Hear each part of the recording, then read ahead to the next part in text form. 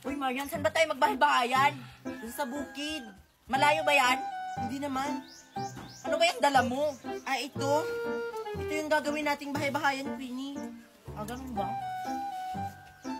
Sige na, tara na. Uy, Lindibe! Alam mo ba saan tayo magbahay-bahayan? Sa bundok daw, sabi ni Marian. Akala ko sa tabi ng ilog. Bawal kasi tayo sa tabi ng ilog, baka maanod tayo. Oo nga, di pala tayo marunong lumangoy. Tara na nga, malayo pa yung lalakbayin natin. Sige, tara! Saan kaya pupunta si Lindibe at saka si Mickey? Sundan ko nga. Ayan, Queenie, nandito na tayo. Nandito na ba tayo, Marian? Akala ko malayo pa yung lalakbayin natin. Akala ko ba sa bundok? Nandito lang pala tayo sa likod ng bahay, no? Tsaka, kaninong bahay-bahayan yan? Ang pangit naman, no? Papagalitan kasi ako ng mami ko, Queenie, kapag lalayo ako. Ewan ko, Queenie, ko kaninong bahay-bahayan yan. Ang pangit. Oo nga, ang pangit naman ng bahay-bahayan nila. Kanino kayang bahay-bahayan yan? Baka kina Joshua at Nicole yan. Sa kanila ata yung bahay-bahayan na yan. Wait lang, Marian. Papasukin ko kung anong meron sa loob. Uy, Queenie, huwag kang pumasok dyan. Baka may ahas. Ano ka ba, Marian? Titingnan ko lang kung anong meron dyan sa loob. Ganun ba? Sige! Uy, Marian. Queenie, anong nakita mo dyan sa loob? Ito, Laptop, Marian, laptop. Di ba wala kang laptop? Sa'yo na lang kaya to. Uy, Queenie, huwag ka mangialam ng gamit na hindi sa atin. Baka kina Nicole yan. Tinapon na ata to, Marian, Bakit iniwan lang dito? Tsaka, hindi naman natin magagamit to, di ba? Magagamit lang natin to sa paglalaro natin. I-design na lang natin to sa bahay-bahayan natin. Kahit na, ibalik mo yan. Bahala ka. Basta sa akin na to. Tsaka, hindi naman to gumagana Sira na ata to. Tara na. Ewan ko sa'yo, Queenie. Tara, gumawa na tayo ng bahay-bahayan. Wala naman sila dito, Lindibe. Bakit wala sila dito? Baka nandun sa likod ng bahay nila. Di ba may malaking damuhan doon? Oo nga, meron. Tara, pumunta na tayo doon.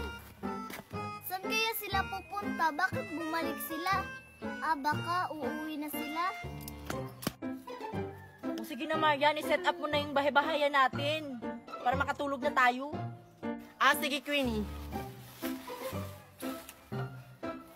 Tulungan mo kaya ako dito, Queenie, para madali lang tayo matapos dito bahay-bahayan natin. Sige. Tutulungan na kita, Marian. Bakit nilalagay itong laptop ko? Paano ba kasi yan?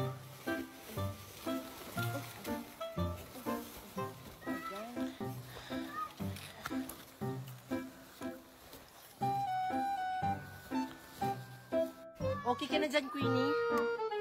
Oo, Marian, malapit na ako dito. Malapit na matapos yung bahay-bahayan natin.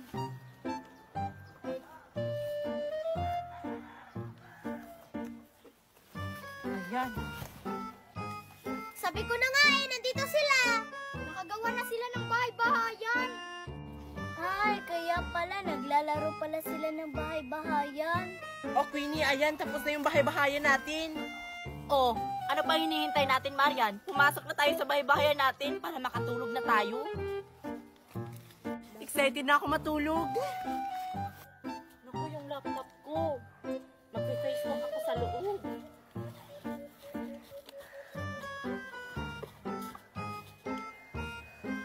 Sarado mo, baka may tao.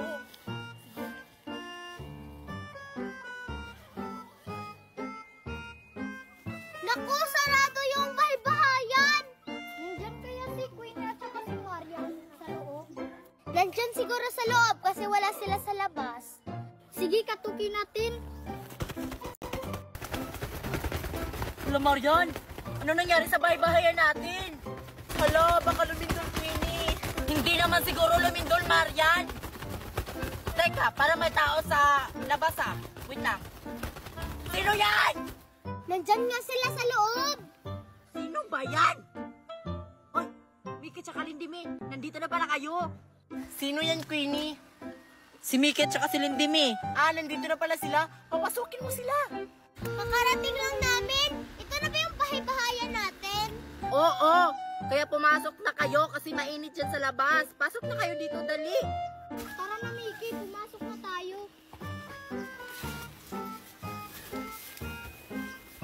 Hala, pumasok na sila sa bahay-bahayan. Sasali nga ako sa kanila. Buti naman nakapunta kayo dito sa bahay-bahayan natin. Hindi na nga sana kami pupunta eh. Akala namin doon sa bundok, nandito pala sa likod ng bahay nyo. Lumipat kasi kami, Mickey, para malapit lang sa mga bahay.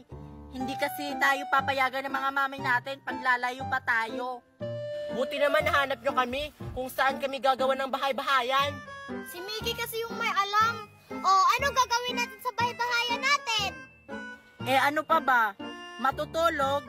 Kayo na lang yung matulog. Kasi nag-i-internet pa ako dito. Nagpe-Facebook kasi ako. Matutulog? Malamang, ano pa ba, Mickey? Eh, wala naman kayong dalang mga gamit para magluto-lutoan tayo dyan sa labas. Kaya matutulog na lang tayo. Kaya nga, bahay-bahayan, di ba? O sige, matulog na kayo. Matutulog na rin ako. Hoy, Marian! Ilak mo yung mga pinto. Baka may makapasok ng mga aswang. Ilak mo na. Ah, sige. Uy, Lindimi, ilak mo rin yung kabila.